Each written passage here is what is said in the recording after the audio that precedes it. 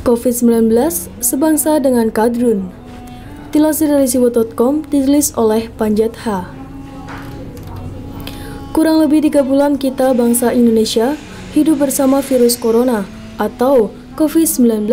Banyak dukanya dan kita ingin wabah ini lekas pergi. Tetapi ada juga yang suka dengan semakin betahnya COVID-19 ini tinggal dalam kehidupan kita. Mereka itu adalah oknum politikus busuk, agamawan bengkok, dan kawaman maling atau koruptor. Yang lebih sadis adalah jika ada yang rangkap politikus busuk sekaligus koruptor yang mengincar uang dari impor alat kesehatan atau dana bansos mungkin. 3 bulan bersama COVID-19, masyarakat selalu berharap supaya COVID-19 ini segera hilang, sehingga masyarakat bisa kembali pada kehidupan normal.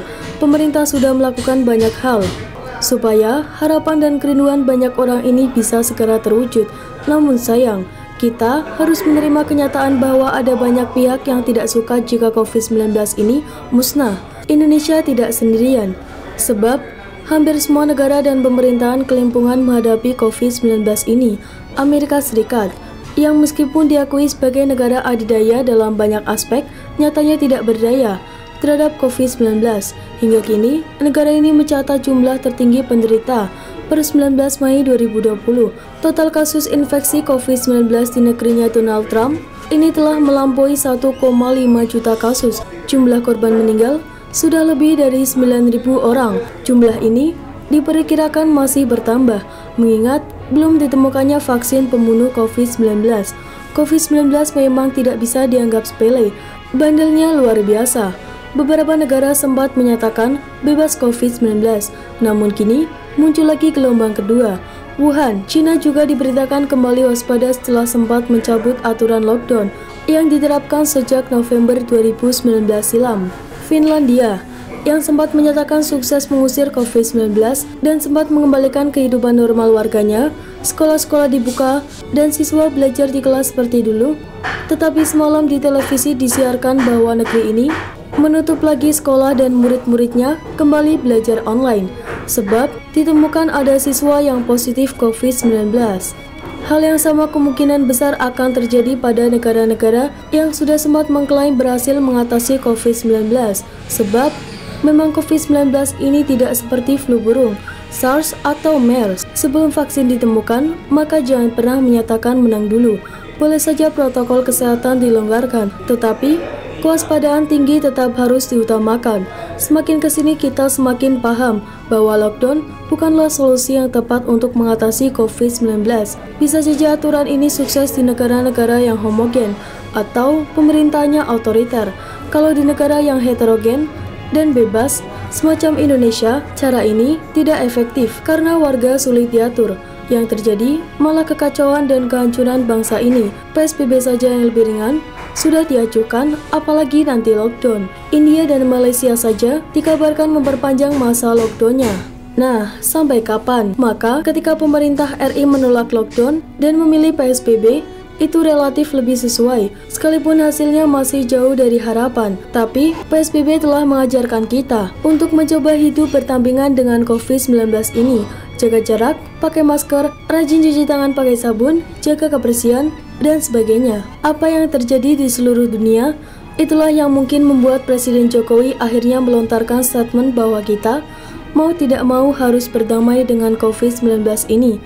Tidak ada cara lain sebelum vaksin ditemukan.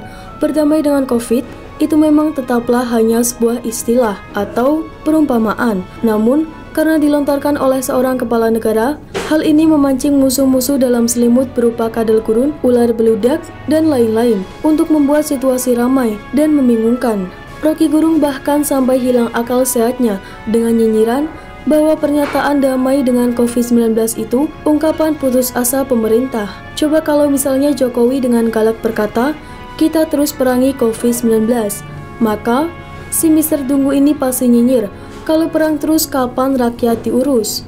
Begitulah enaknya hidup di negara yang bebas merdeka seperti Indonesia. Kawanan semacam Rocky Gerung, Tengku Zulkarnain, Fadlizon, dan lain-lain merasa betah hidup di sini. Ada pula Orang yang sudah tinggal di tanah leluhurnya di Arab, tanah impian semua orang, namun masih tetap saja rindu kembali ke Indonesia ini. Ya iyalah, sebab hanya di Indonesia oknum-oknum leluasa berteriak dan memaki-maki pemerintahannya. Maka, jika di negara lain pada umumnya rakyat mendukung upaya pemerintah untuk memberantas COVID-19, di Indonesia berencana COVID-19 ini hendak dimanfaatkan untuk menjatuhkan pemerintah. Perilaku absurd pun ditunjukkan si JK menanggapi ajakan berdamai dengan COVID-19.